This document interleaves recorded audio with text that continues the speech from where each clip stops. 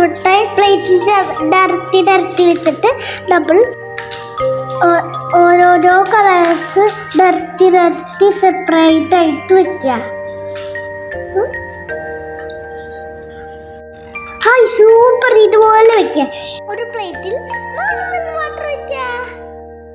എനിക്ക് കുടിക്കാൻ പേടിയിട്ട് അബ്ബി ഒഴിച്ചിട്ടേ.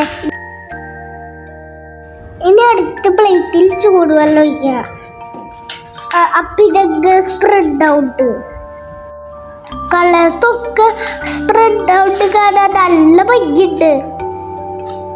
കുറച്ചേരം വെയിറ്റ് ചെയ്തിരുന്നപ്പോൾ കളറൊക്കെ സ്പ്രെഡായി. നോർമൽ വാട്ടർ ഒഴിച്ച പ്ലേറ്റിലോ ഹോട്ട് വാട്ടർ ഒഴിച്ച പ്ലേറ്റിലോ 2 ഡിസൈനായിരുന്നു.